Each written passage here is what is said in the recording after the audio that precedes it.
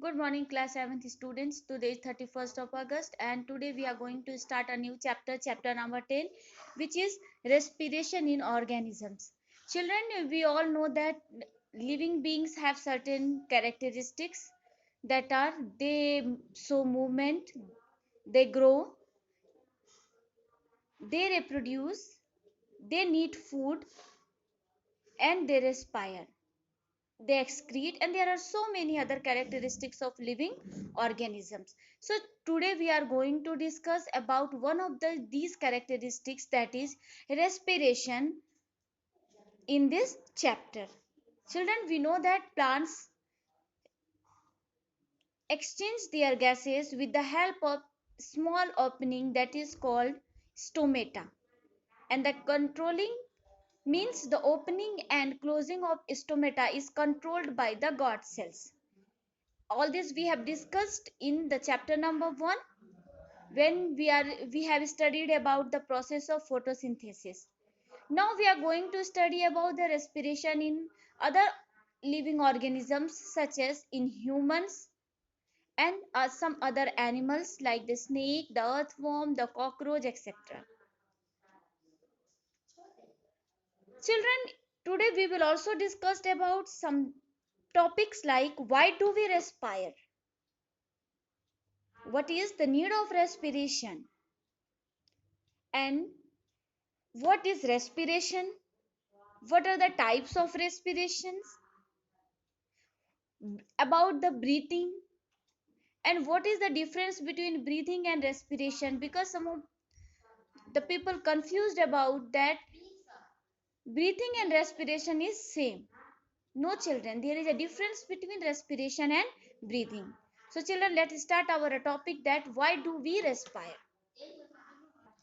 Children, in chapter number 2, we have studied that all the organisms are made of a small microscopic particle or unit which is called cell.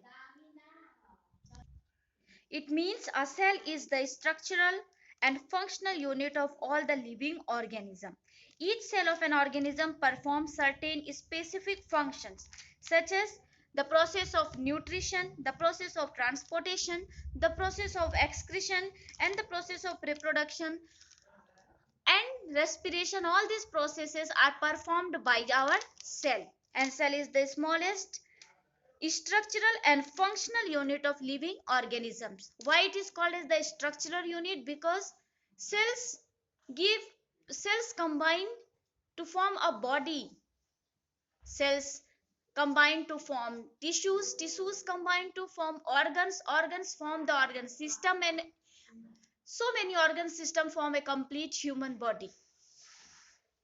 So children, but the basic unit is the cell. That is why it gives a structure to our body. That is why it is called the structural, and it performs so many functions in our body, and that is why it is called as the functional unit of the body.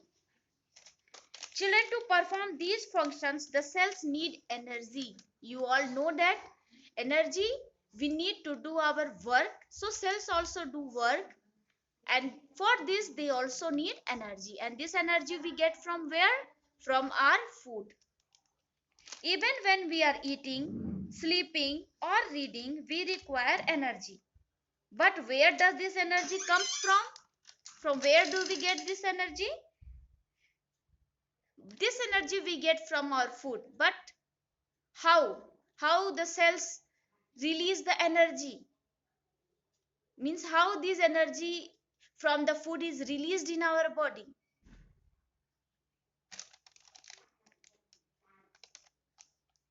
The food has stored energy which is released during the process of respiration, and therefore all the living organisms respire to get energy from food.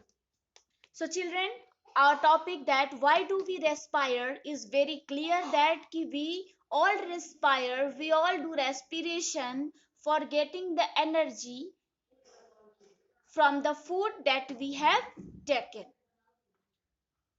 How do we get this energy? By the process of respiration. And what happens during the respiration? The food break and release energy. And it happens in where? in the cells of our body. But the question is how it happens. Children, when we breathe, means during breathing, the, we take the air inside our body, and this air contains oxygen. So children, when we breathe out, the, we release the air which is carbon dioxide. You all know about it. The air we breathe in is transported to all parts of our body and ultimately to each cell. Means the oxygen is transported to all parts of the body. It means it reaches to all the cells present in our body. In the cells, oxygen from the air help in the breakdown of food, and the process of breakdown of food in the cell with the help of the release of energy is called cellular respiration. Why it is called cellular respiration? Because the respiration takes place inside our cells. So children, the process of the breakdown of food in the cells to release energy is called cellular respiration, and cellular respiration takes place in the cells of all the organisms. Children, there are two types of cellular respiration. One is the aerobic respiration and the other one is anaerobic respiration. In the cell, when the food or the glucose is broken down into carbon dioxide and water,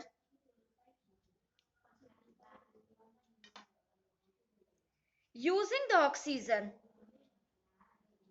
that is called aerobic respiration. Means the breakdown of food or the glucose occurs in the presence of oxygen, and it breaks into what? Release carbon dioxide gas, form water and release energy. So children, the respiration takes place in the presence of oxygen is called aerobic respiration, and when the respiration in some of the organism, the respiration also takes place in the absence of air. This type of respiration is called anaerobic respiration. The example of such an organism is yeast. The yeast which is used in fermentation.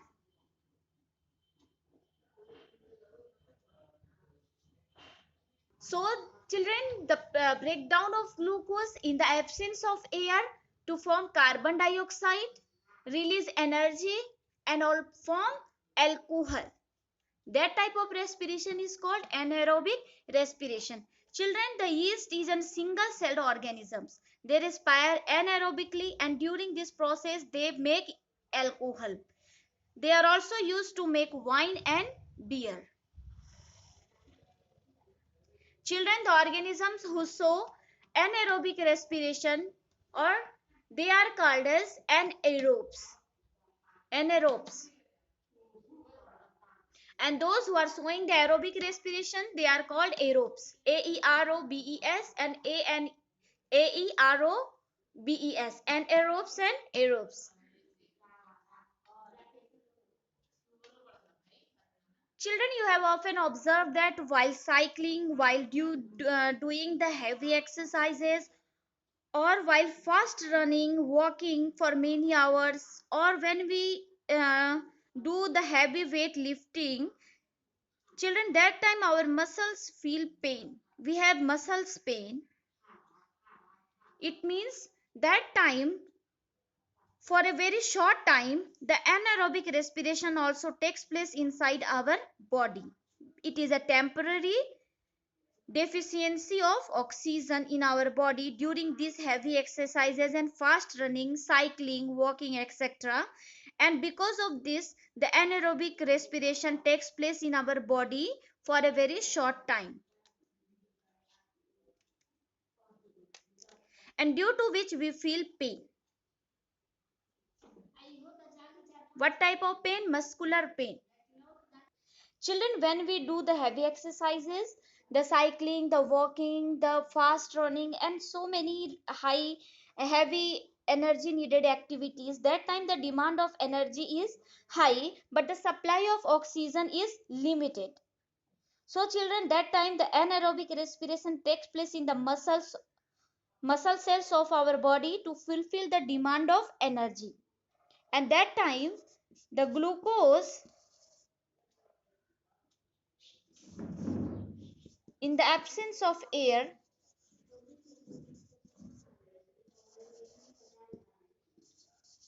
the glucose means the food in the absence of air breaks and forms